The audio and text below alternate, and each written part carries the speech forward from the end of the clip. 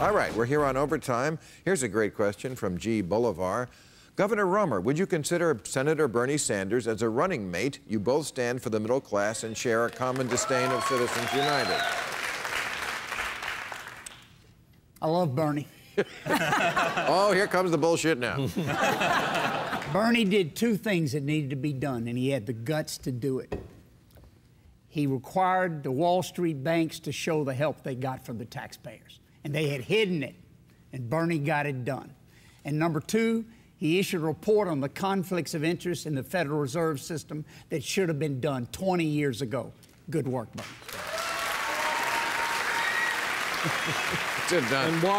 Did not exactly answer the question. I'll answer it.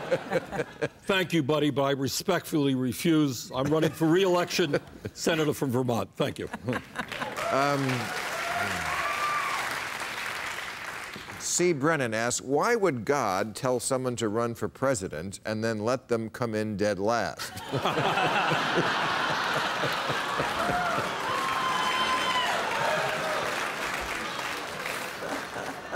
Actually, humor, teach him a lesson. Well, there were three people who claimed God told them to run. Cain, Perry, and Michelle Bachmann. All said they got the go-ahead from you-know-who. And God's 0 for 3. It was part of his plan. What did you think of Herman Cain's statement yesterday? Because he was on our show a week ago, and he said he had a big out-of-the-box sort of announcement. And we were all waiting. And then he said, I'm endorsing the American public for President of the United States. How would that really work? With 300 million people in the Oval Office. Such a fail. I don't even understand what he was thinking. I mean, it's... I like Herman. Although I do like the Herman Cain, Stephen Colbert thing. That was a beautiful thing today. They were singing. Did you see? I didn't, but here I saw a question about... Speaking of singing, let me give props to President Obama. Yes. He's got a good voice. Beautiful. That was really cool. I like that. That was way cooler than what Herman Cain did. He sang the beginning, at least, of Al Green's Let's Stay Together. And good. And then Newt sang 50 Ways to Leave Your Lover. It does seem like everybody is subtly twisting the knife into Newt on that issue, isn't it? You know. He's such an ample target. Yes, he is. Maybe that's why he likes threesomes. There's enough to go around. Well, I take issue with that. He never said a threesome. He just said open marriage. That's a totally different thing. You're right. Completely different thing. That's right. He didn't say we're going to get together in the same bed. He said I'm going to But you inferred at least two, didn't you? Look, I just don't want to put words in his mouth. He said open marriage. What we allegedly said open marriage. No. Look, I don't remember a candidate ever having this much baggage. But I think the country is always changing and always becoming more tolerant. And what was intolerable baggage 20 years ago is not today. But what do you think the Republicans, or what do you think the Republicans believe to be bigger baggage? Is it sex or money? Is it the Gingrich problem or the Romney problem? I will say this. I think that part of what's happening with Newt is that he says he has a very good response. I'm a 68-year-old grandfather now. He's converted to Catholicism, and Callista never leaves him out of her sight. I mean, I've interviewed him many times, and she is, like, go to my Facebook page, there's a picture of me interviewing him, and she's right over my shoulder, as if she has to worry about me. So you think the Romney baggage has more weight? Well, I think, you know, I think that the Newt stuff is old. It's old. It's baked into the cake. Everybody knows, just like with Bill Clinton.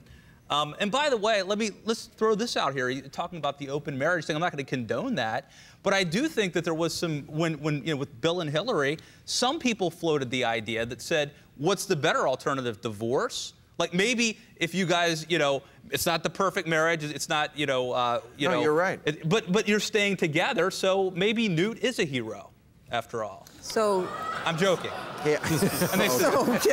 Yeah. Hero's a strong word. Heroes, yeah. But you're right. Hillary Clinton, I think, you know, she at the time it was very controversial, but I think in retrospect, and this happens a lot with people at the time. Remember Woody Allen and Soon Yi? Oh my God! And then 20 years later, they go, well, you know what? It stayed together 20 years. It's working. Maybe the heart does want what it wants. And you know, Hillary Clinton, when she said, "Yeah, he's got a lot of flaws, but there's no one in this world who I'd rather be with and who's more interesting." But for and is divorce better too? But wait a second. It's not just about that.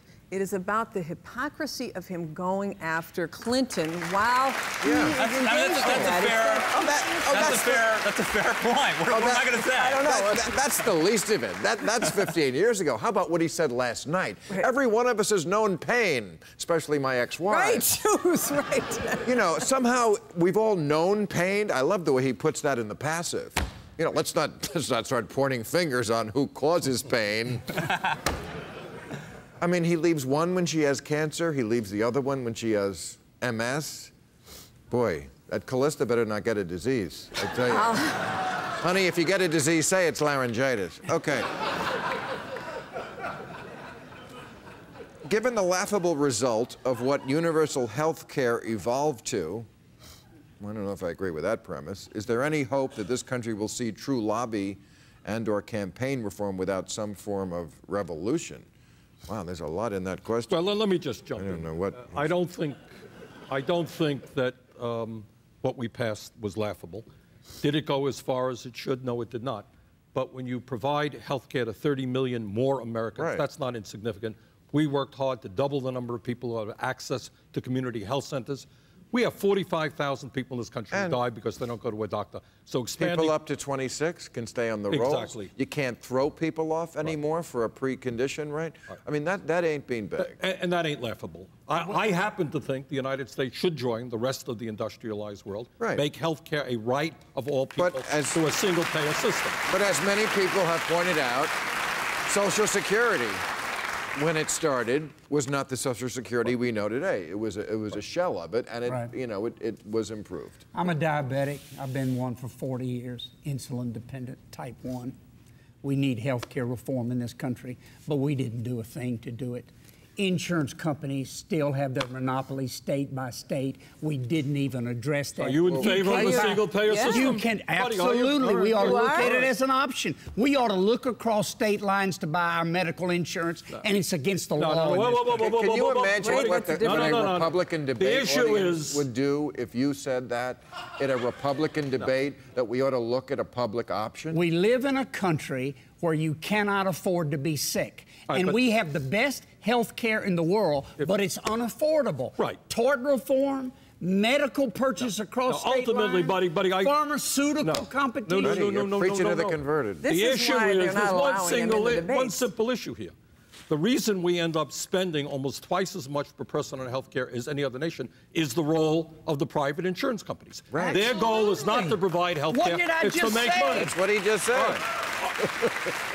But you know why we don't change it, Bernie? They give the biggest checks to Congress. The answer is... I've been there. The answer... Well, it's where I am right now. I know you are. And my state, by the way, state of Vermont, I hope and expect is going to lead this country into a Medicare for All single-payer program, which we hope becomes a model for the rest in the states. Okay. Thank you very much, everybody. You're a terrific panel and a terrific audience. Thank you. Real Time with Bill Maher. Ask Bill and his guests your questions right after the show at HBO.com.